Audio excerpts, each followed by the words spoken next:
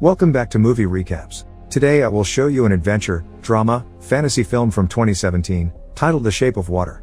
Spoilers ahead. Watch out and take care. The film begins with the dream of the main character, where her reality is submerged in water, reflecting her dual nature, which will be revealed fully throughout the story. Her alarm goes off and everything returns to normal as she wakes. Elisa Esposito, a mute woman that lives an uneventful life, starts her wake-up routine before work by running the bath and putting some eggs in boiling water. As the timer for the eggs ticks, she takes a refreshing bath. Later, she packs her dinner and makes an extra plate for her next-door neighbor and close friend. Elisa gives Giles the food and sits with him for a moment, watching an old musical on TV. They both enjoy the dancing, and when she leaves, Elisa dances in the hallway on her way out. Leaving the building, she runs into her landlord, who also runs a cinema theater in the building, then proceeds to the bus station to catch her ride to work. Elisa arrives at the super-secret government research facility for the night shift, where her co-worker and best friend, Zelda, keeps a spot for her in the line to punch her time card. The two women proceed to do their job as part of the cleaning staff until they reach a special secret lab housing a pool. Fleming, the chief of security, introduces Dr. Hofstadter as the main scientist responsible for overseeing the new asset that is to arrive in that lab.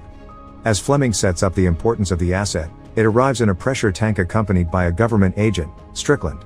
While the men from the facility coordinate with him, Elisa has a little look-see in the tank after she hears the creature howling from inside. It reacts to her touch on the tank, alarming Hofstadter of their presence and prompting him to get them out of the lab because the creature had become agitated. The next day, Elisa and Giles go to his favorite restaurant to get key lime pie. Giles has a little chat with the bartender, thinking that he might have a chance with him in the future. In the next shot, he and Elisa are eating the pie at his place, making it apparent that the desert is awful and that he only goes to that shop for the guy. The following night, Elisa and Zelda are cleaning the washroom when Strickland comes in.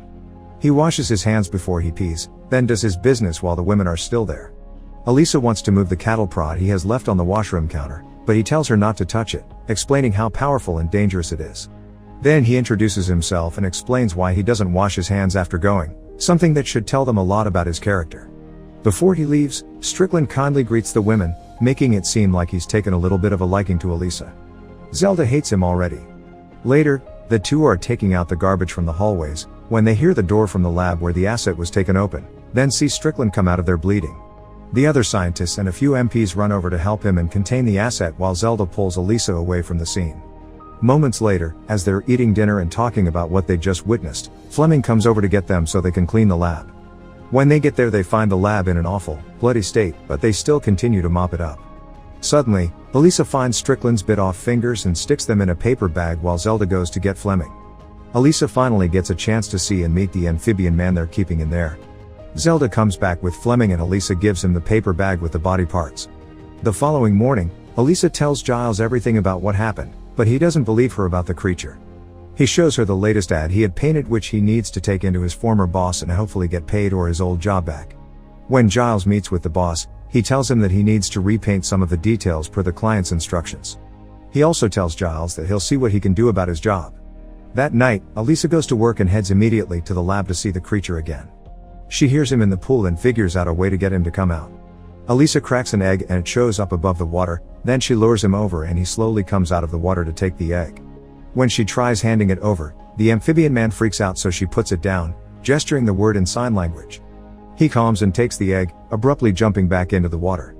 Zelda catches Elisa coming out of the lab and tells her that Strickland wants to see them both in his office.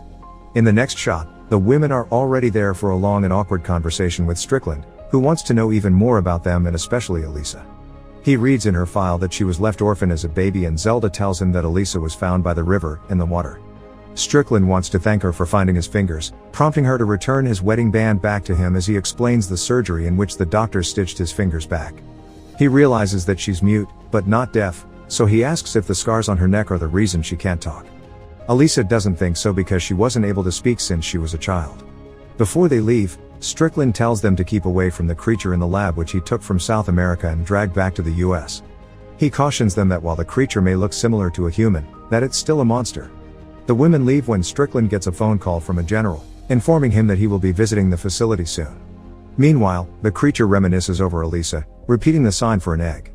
That following night, Elisa waits for the scientist to leave the lab, then takes out a record player from her cart and places it next to the pool. She plays music for the amphibian man and serves him a single egg while she also takes a bite from her sandwich.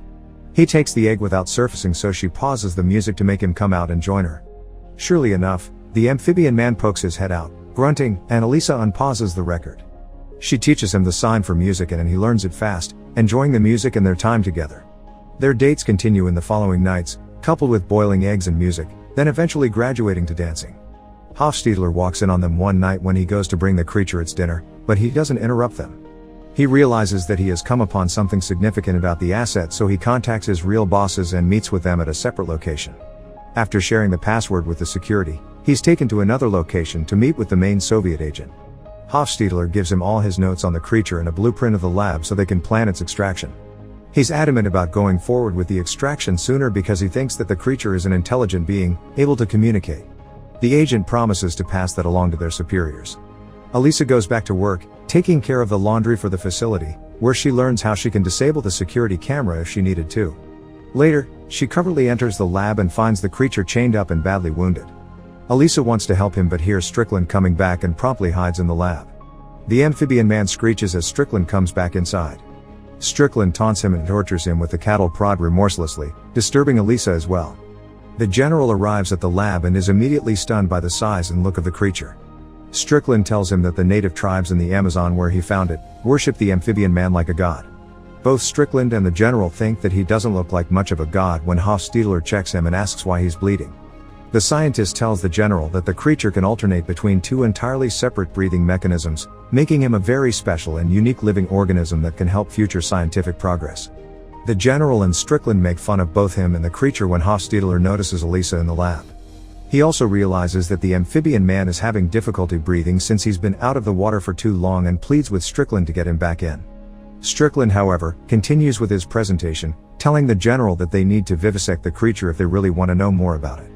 Hofstadler disagrees, and when the creature passes out, he orders the men to take him to the pressure tank, then leaves with Strickland and the general to discuss the next steps concerning the asset. Elisa hears it all and frantically follows them back to Strickland's office, where she learns that the creature will be killed and dissected. Later, Elisa tries to acquire Giles's help to get the creature out of the facility. However, he doesn't want to have anything to do with it, fearing that they'll be breaking the law. Elisa finally admits to her love for the amphibian man, who she thinks sees her the way no one has seen her before, as a person with no deficiencies. Even after her speech, Giles isn't convinced, saying that the creature isn't even human, so he leaves the apartment in a hurry. Elisa storms after him, signing that if they don't help him, they won't be human anymore. Giles ignores her plea again. In the next shot, he meets with his boss, who tells him that the corrections aren't even necessary because the client went in another direction and says that he will never be hired back. Later, Giles goes back to the restaurant to see his bae, but unfortunately, the moment he makes a move on him, he learns that not only is the man not gay, but also a massive homophobe. Even worse, as an African-American couple walks into the restaurant, the man is revealed to be a massive racist too, completely disappointing Giles on all possible levels. Feeling what it looks like to be treated like an animal on his own skin, Giles finally grows a conscience and goes to Elisa to tell her that he will help her after all.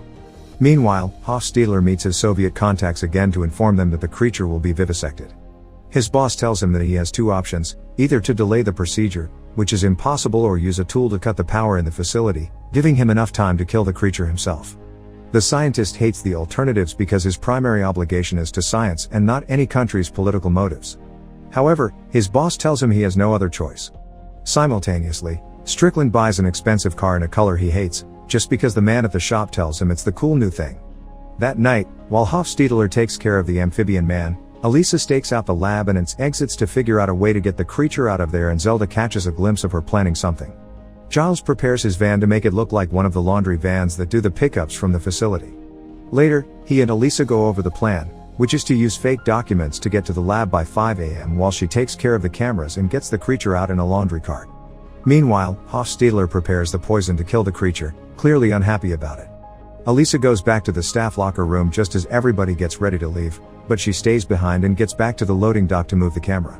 As she's doing that, Hofstadler makes his final plea to Strickland not to kill the amphibian man. While they argue, he sees that Elisa's moving the cameras on the monitor, and when he realizes that Strickland won't budge, he decides to help her instead. Elisa is already preparing the laundry cart for the creature as Zelda waits for her to come by the elevators, then stays back and goes searching for her when she doesn't show. Elisa goes to the lab, with Hofstadler already waiting for her there. She takes the amphibian man out of the water and Hofstadler approaches, giving her the keys to the chains. He tells Elisa what she needs to do to keep the creature comfortable and gives her a special mixture to put in his water to keep him alive. He also tells her that he'll disable the power, which will give her 5 minutes, then he'll meet her at the loading dock. While Elisa is rolling the creature out of the lab, Giles drives over there and Hofstadler goes to find the main power fuse. Giles arrives at the loading dock but is stopped by the MP at the gate while Hofstadler sets the timer on the gadget to cut the power. In a fast sequence of events, Elisa brings the creature out and Zelda stops her, while Strickland sees the van on the security camera from the gate, suspecting that something is wrong and calling the MP. He runs over there as the MP points a gun at Giles to step out of the vehicle when suddenly the power goes out. Hofstadler hurries Elisa to get the creature to the loading dock and Zelda finally decides to help. Then, he kills the MP so Giles can have a clear path to get to Elisa. The 4 of them get the amphibian man into the van and Giles drives off, leaving Zelda and Hofstadler behind. Giles crashes into Strickland's car because he's mesmerized by the creature's beauty, giving the security enough time to catch up to them and to start shooting. Fortunately, the escape van makes it out of the facility, and Strickland is pissed.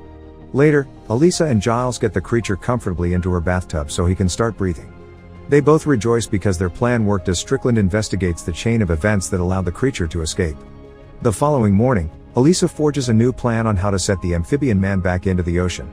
She'll have to wait for the October rains to come and release him in the canal, so she writes it down in her calendar. Later, Elisa has a nice moment with the creature, showing their growing bond. That night, they all go back to work, pretending it's business as usual. Strickland questions Elisa and Zelda, then realizes that whoever planned the escape could not have been a simple member of the cleaning staff and dismisses them, convinced that the creature was grabbed by highly trained agents. Meanwhile, Giles takes care of the amphibian man in his apartment, but when he falls asleep, the creature hears the TV and leaves the bathroom. The amphibian man sees one of Giles's cats, then hunts and eats her, getting caught by Giles in the act. Giles yells at him to stop, scaring the creature terribly. He reacts by attacking Giles as well and running out of the building. Before Elisa and Zelda leave work, Hofstadler gives them another care package for the creature. Elisa tells him about her plan to release him and calls him a good man. Suddenly, she gets a phone call from Giles that the creature ran away, so she gets back to the apartments as fast as she can. Elisa finds the amphibian man in the downstairs cinema, drawn there by the sounds of the films, puzzled by what he's seeing. They have a touching moment together and then come back to tend to Giles. The creature has already learned that the cats are off the menu and he tries to make it right with Giles for eating one of them. He places his hand on Giles's head and his wound, glowing magnificently, signifying that something magical is happening. Meanwhile, Strickland calls Hofstadler to his office, questioning him because he suspects his involvement. Elisa and the creature continue to bond and fall in love.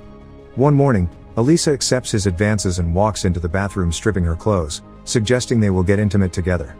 The next night at work, Zelda catches her smiling and figures out she had slept with the amphibian man, so Elisa explains how it all worked. Zelda is shocked and says never trust a man, even when he looks flat down there. Hofstadler gets a visit from his Soviet comrades, who question him about the amphibian man as well, falsely thinking that he went ahead and killed it.